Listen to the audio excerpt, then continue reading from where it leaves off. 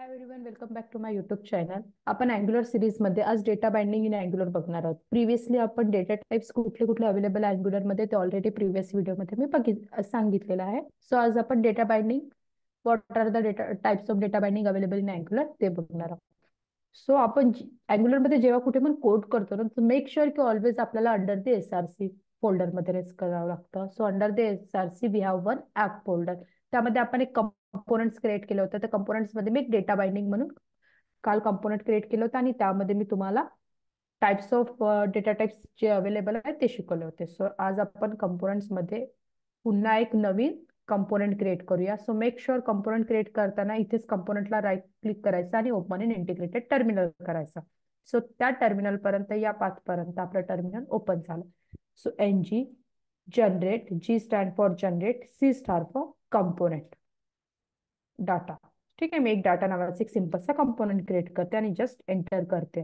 So माझा एक data नावाचा कंपोनंट क्रिएट होऊन झाला. सो जेव्हा कंपोनंट क्रिएट होते ना, तर 3 फाईल ऑलवेज क्रिएट होतात आणि एक फाईल अपडेट होते. अपडेट कुठली फाईल होती? आपली ऍप मॉड्यूल डॉट TS. ठीक आहे, सो मी प्रोजेक्टला रन पण करून घेते.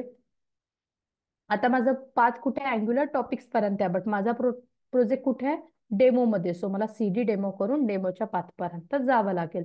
सो NGS--o हा माझा काय प्रोजेक्ट रन करण्याची आपली कमांड आहे. ठीक आहे, after that we have component folder. Component मध्ये मी एक डेटा नावाचा एक फोल्डर क्रिएट केला आहे. सो डेटा फोल्डर मध्ये तुम्ही बघू शकता की इथे सिलेक्टर आहे. सिलेक्टर म्हणजे काय असतं? प्रत्येक कंपोनंटची युनिक आयडेंटिफिकेशन म्हणजे युनिक नाव कन्सिडर करा. सो मी हेच नाव आता सध्या आपली राउटिंगचा पार्ट शिकणं व्हायचं आहे, त्यामुळे मी हार्ड कोड प्रिंट करते app.component.html मध्ये. का बरं? या पेजमध्ये जेव्हा पण आपला हा पेज लोड होतो ना, तर इथे नथिंग बट आपला app.component.html लोड होतो. सो इथे दिसत असेल तुम्हाला की data works, that means nothing but this component data works. Got it? So coming back to our topic. Topic कुठला होता आपला? Data binding. So there are two types of data binding available in Angular. First one is one-way data binding. After that, two-way data binding. Which one? One-way data binding and after that two-way data binding. हे दोन प्रकारचे data binding available आहे आपल्याकडे Angular मध्ये. One way data binding and two way data binding. Again one way data binding मध्ये 3 type available आहे. कुठले कुठले? First one is string interpolation, property binding and event binding. Okay, आणि after the two way data binding is nothing but one of the most important features in Angular. Angular फेमसच त्याच्यासाठी झालाय just because of two way data binding मुळे. So let's continue our topic. So first we will see the one way data binding. One way data binding कसं declare करतात, कुठल्या वेने लिहितात ते मी दाखवते. सगळ्यात पहिले आपण काय करू? Under the data binding data component आपण एक व्हेरिएबल क्रिएट करू.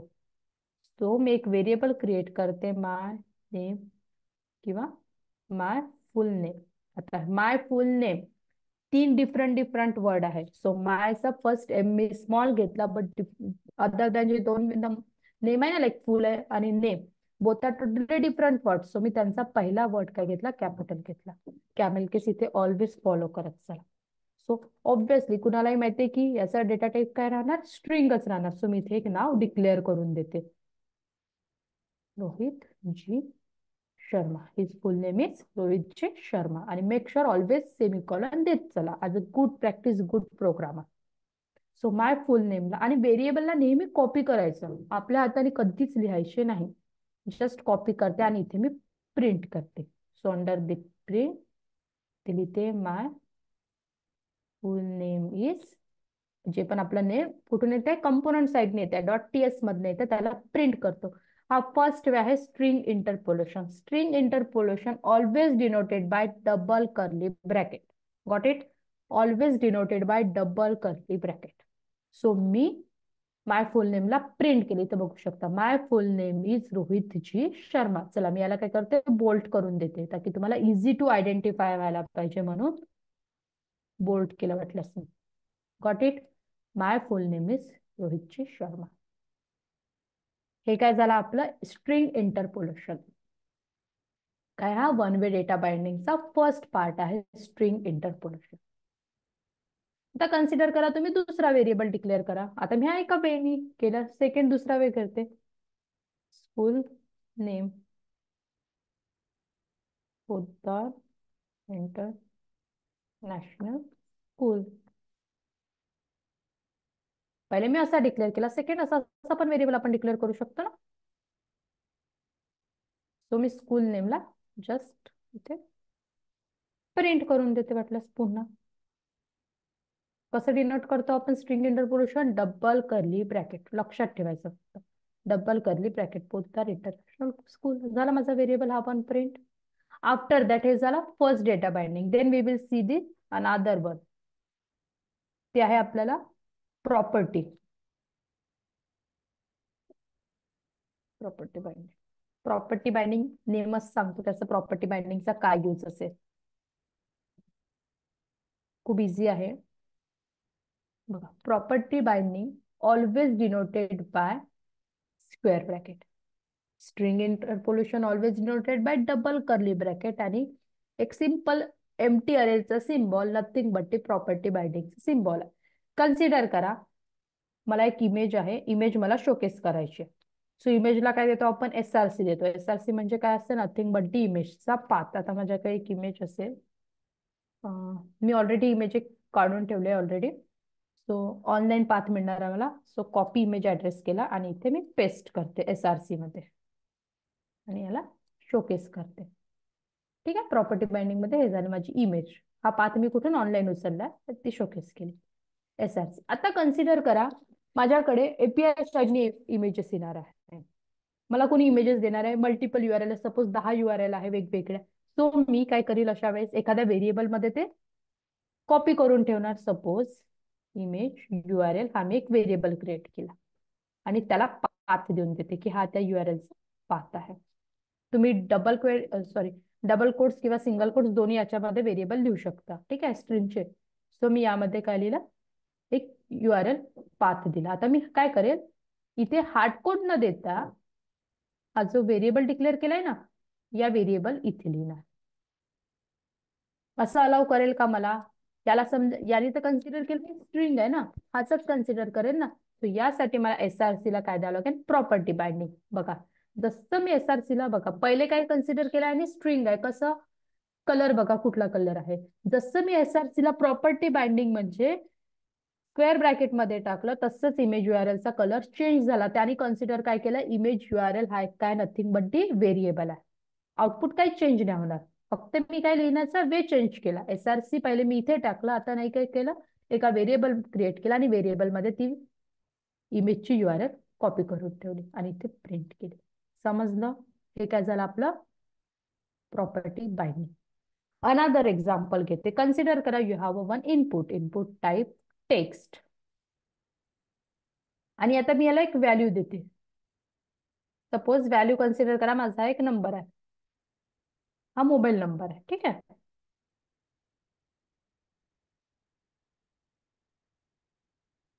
मी हा कोड ना कमेंट करते जस्ट बिकॉज अदरवाइज मला विथ आणि हाईट द्यावं लागेल. बट मी कमेंट करून देते. इथे UIला प्रॉपर दिसायला पाहिजे म्हणून. बघा ही काय झालं? ही व्हॅल्यू जे मी इथे हार्ड कोडेड व्हॅल्यू दिली ना हीच व्हॅल्यू माझी इथे प्रिंट झाली. करेक्ट? कन्सिडर करा व्हॅल्यू आता आपली API साइडने येणार आहे. मल्टिपल व्हॅल्यू आहे API साइडने येणार आहे. सो इन दॅट केस आता API तुम्हाला काय हे नाही करणार बट सध्या लक्षात ठेवा API जसं आपण पुढे जातो तसं मी सांगेल. आता सपोज कन्सिडर करा व्हॅल्यू हे माझी TS मधने येणार आहे. सो इथे काय करते किंवा आपण हे नेम माय फुल नेम आपल्याला हे नेम या टेक्स्ट बॉक्सला बाइंड करायचं आहे. सो कसं करू शकतो आपण? Already we have one variable my full name. मला माय फुल नेम या टेक्स्ट बॉक्सला बाइंड करायचं हा व्हेरिएबल दाखवायचा आहे. कसं करू शकतो? There are two ways. First one is हाच मी व्हेरिएबल कॉपी नेम कॉपी करीन आणि इथे पेस्ट करीन. करेक्ट? आलं मला टेक्स्ट बॉक्सला. मला असं नाही दाखवायचं बट मला हा variable with the help of this variable करायचा आहे ना. सो इन दॅट केस आपल्याला हा व्हेरिएबल कॉपी करायचा आणि व्हॅल्यूला प्रॉपर्टी बाइंडिंग करायचं. सो प्रॉपर्टी बाइंडिंग म्हणजे स्क्वेअर ब्रॅकेट दिलं हे चालणार काय? आता नाही कारण की असा व्हेरिएबलच नाही. जर जेव्हा मी प्रॉपर्टी बाइंडिंग साईन साईन दिलं ना, तर त्याने काय कन्सिडर केलं की इथे तुम्हाला व्हेरिएबल लागणार. हा व्हेरिएबल आहे का? नाही. We have one variable, so variable द्यावं लागतं. सेव्ह ऑन, रन करूया. करेक्ट. हे झालं प्रॉपर्टी बाइंडिंग एक्झाम. अगेन एक एक्झाम्पल देते. Input type text. कन्सिडर करा, कधी आपल्याकडे मॅक्स लेंथ असते, मिन लेंथ असते, बरोबर. मॅक्स लेंथ देतो आपण टेक्स्ट बॉक्सला. सपोज कन्सिडर करा एक नंबर आहे, व्हॉट वी कॅन से मोबाईलचा मोबाईल नंबर आहे. सो मोबाईल नंबर आपला 10 अंकीच असतो. मेन लेंथ पण 10, मॅक्स लेंथ पण 10 असते. तर तुम्ही या मॅक्सला आणि मेन लेंथला पण असं काय करू शकता, डायनामिक करू शकता. इथे एक व्हेरिएबल डिक्लेअर करा, त्यात व्हॅल्यू स्टोअर करायची आणि ती व्हॅल्यू या मॅक्सला बाइंड करायची. मॅक्सला असं बाइंड करावं लागेल, बरोबर. सो दिस इज हे सुद्धा एक नथिंग बट ती प्रॉपर्टी बाइंडिंगचे एक्झाम्पलच आहे. आतापर्यंत आपण बघितलं interpolation, property binding. Next we will see event binding. आता इव्हेंट बाइंडिंग म्हणजे काय? जावास्क्रिप्ट मध्ये आपण ऑलरेडी जावास्क्रिप्ट सिरीज मध्ये एक इव्हेंटचा मी वेगळा सेपरेट व्हिडिओ बनवला, त्यामध्ये मल्टिपल इव्हेंट शिकवले आहे. सो ते इव्हेंट एकदा प्लीज गो थ्रू करून ठेवा. त्याची व्हिडिओची लिंक पण डिस्क्रिप्शन मध्ये मी देऊन देते. इव्हेंट प्रत्येकाला माहित असायला पाहिजे. Event there are so many events available. Okay, so आता लिहिण्याचा वे फक्त चेंज आहे. तिथे कसं लिहितो आणि इथे कसं लिहितो. इव्हेंट नथिंग बट सगळीकडे सेमच असते. कन्सिडर करा वी हॅव वन बटन. एक बटन आहे, बटनला नाव दिलं मी क्लिक. बटनला नाव काय दिलं मी? क्लिक. आता मला या बटनच्या क्लिकवर काहीतरी ऑपरेशन परफॉर्म करायचे आहे. कन्सिडर करा या क्लिक मीवर मला एखादा कन्सोल प्रिंट करायचे आहे, एखादं ऑपरेशन परफॉर्म करायचंय, किंवा एक सिम्पलचा अलर्ट शोकेस करायचंय. So how how can its possible? See, मी काय म्हटलं, जेव्हा आपण बटन असते, बटनला नॉर्मली आपण क्लिकच करतो. सो बटनला आपला कुठला इव्हेंट लागतो? Click event. So click on click. हा झाला लिहिण्याचा वे आपला. ऑन क्लिक मी असं लिहिलं. मग हा इव्हेंट आपल्याला कुठे डिक्लेअर करावा लागेल? टीएस मध्ये. इथे काय करते मी? डिक्लेअर करते इव्हेंट आणि इथे एक सिम्पलचा अलर्ट प्रिंट करते. First event. हा झाला आपला इव्हेंट बाइंडिंग. जस्ट मी क्लिक मीवर क्लिक केलं, माझा अलर्ट अलर्ट काय झाला? प्रिंट झाला on the click of button. Click मीवर क्लिक केला, बरोबर. हा एक झाला इव्हेंट बाइंडिंग. इव्हेंट बाइंडिंग मध्ये काय होतं की एचटीएमएल मधून टीएस मध्ये रिस्पॉन्स मिळणार आपल्याला. करेक्ट. एचटीएमएल मध्ये मी परफॉर्म करते, म्हणजे एचटीएमएलच्या बटनवर क्लिक करेन आणि टीएस मध्ये माझा जो कोड आहे ना, तो माझा प्रिंट झाला. आणखी एक एक्झाम्पल घेऊया, एक इनपुट घेऊया, एक टेक्स्ट बॉक्स घेऊया. प्रत्येकाला इव्हेंट माहित असायला पाहिजे की टेक्स्ट बॉक्सवर कुठलं इव्हेंट लागतं, की बटनवर कुठलं इव्हेंट लागतं, ड्रॉपडाऊनवर कुठलं इव्हेंट लागतं. तो एक पार्ट फक्त क्लिअर करायचा. आणि टेक्स्ट बॉक्सवर आपण एक ब्लर इव्हेंट घेऊया. ठीक आहे, टेक्स्ट बॉक्सवर नॉर्मली आपण ब्लर इव्हेंट किंवा ऑन चेंज इव्हेंट यूज करतो. सो ब्लरवर मी एक लिहिते ऑन चेंज नेम. हा पण एक माझा इव्हेंटच आहे. नॉर्मली जेव्हा आपण इव्हेंट वगैरे लिहितो ना, तर ऑलवेज स्टार्ट विथ ऑन करतो. याला कम्प्लीट करूया आणि हा इव्हेंट मला टीएस मध्ये डिक्लेअर करावा लागेल. सो इथे पण मी एक अलर्ट कन्सोल देऊन देते, वाटल्यास console dot log text box blur event semicolon change.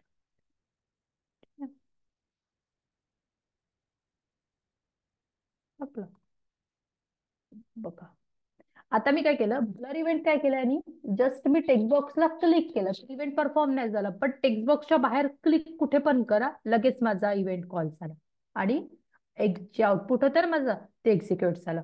किंवा सपोज कन्सिडर करा तुम्ही नाव लिहिलं आणि बाहेर कुठे एंटर केलं, तरी सुद्धा माझा इव्हेंट क्रिएट झाला. हा झाला blur event. That is nothing but event binding in angular. Then one of the most important data binding type in Angular is two-way data binding. So what do you mean by two-way data binding? Two-way data binding मतलब काय एक important feature आहे Angular मध्ये? This is nothing but we have a ng model.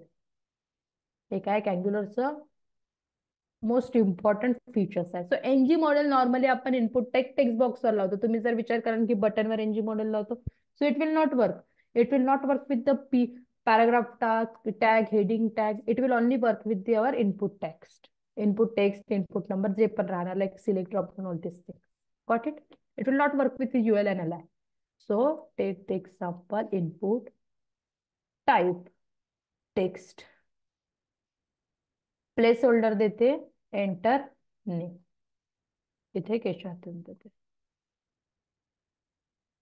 आता आपण NG model लिहितो कसं ते नाही का, बनाना बॉक्सला फॉलो करतात. म्हणजे बघा, स्क्वेअर ब्रॅकेटच्या आतमध्ये पॅरेंथेसिसचा सिम्बॉल आणि then we will write it NG model. आणि जे पण इकडे लिहायचं असेल, जो पण व्हेरिएबल बाइंड करायचा असेल तो. आता सपोज मी इथे कन्सिडर करते हाच नेम, माय फुल नेम आहे ना, हा व्हेरिएबल मी इथे बाइंड करते. माय फुल नेम व्हेरिएबल इथे बाइंड केला. ठीक आहे. आता आपला प्रोजेक्ट रन होणार काय, सगळ्यात पहिले ते पण एक क्वेश्चन आहे.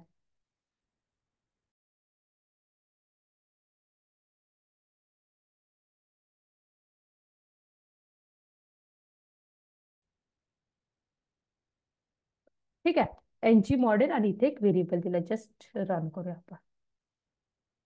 रोहित जी शर्मा. आता सपोज मी इथे चेंज केलं, बघा इथे व्हेरिएबलचं नाव मी चेंज करेल, तर मी जिथे जिथे हे असं नाव लिहिलंय ना, आता बघा 1 2 3 तिन्ही ठिकाणी चेंज होणार. सपोज एमटी केलं मी, तिन्ही ठिकाणी एमटी झालं. आणि इथे लिहिलं अर्विका, ABC, मी काही पण लिहिलं, तुम्ही चेक करा, तिन्ही टेक्स्ट बॉक्स मध्ये आपलं दिसतंय.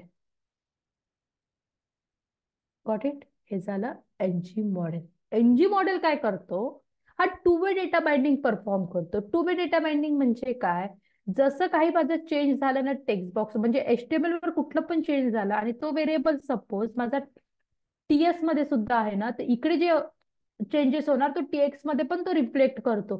त्याने काय केलं, हा नावच कट केला आणि मी जे नाव देते ना ते सेट करते.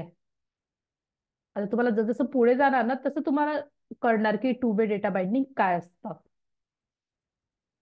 आता आपला प्रोजेक्ट रन झाला, बट प्रिव्हियसली अँग्युलर अगोदरपर्यंत काय होतं की ऍप मॉड्यूल डॉट टीएस मध्ये अच्छा मी ऑलरेडी फॉर्म्स मॉड्यूल इम्पोर्ट केला. सॉरी, कुणाचाच हा प्रोजेक्ट रन नाही झाला असता, कन्सिडर करा. बघा मी तुम्हाला म्हटलं तर की प्रोजेक्ट रन होणार काय, प्रोजेक्ट रन कुणाचाच होणार नाही. का बरं? बघा डिरेक्टली तुम्ही एनजी मॉडेल लिहिलं ना तर प्रोजेक्ट रनच नाही होणार. Can't bind NG model since it is unknown property of input. What do you mean by unknown property of input? For that we have to import forms module in our the app module dot TS. काय म्हटलं, forms मॉड्यूलला import करावं लागेल. जे पण component असतं ना ते component under ते डिक्लेरेशन पार्ट असतं. बट जे पण इम्पोर्ट, कुठली पण गोष्ट आता तुम्ही पुढे जाऊन इम्पोर्ट करणार ना ते अंडर द इम्पोर्ट सेक्शनच करावं लागतं. So first we have to import here forms module. Forms module बघा, अँग्युलर स्लॅश फॉर्म्स हे इम्पोर्ट करावं लागेल आपल्याला app dot module dot TS मध्ये. तेव्हा कुठे जाऊन तुमचा प्रोजेक्ट एनजी मॉडेलला सपोर्ट करेल. अदरवाइज एनजी मॉडेलला सपोर्ट करणारच नाही जर तुम्ही फॉर्म्स मॉड्यूल इम्पोर्ट केला नाही तर. Got it?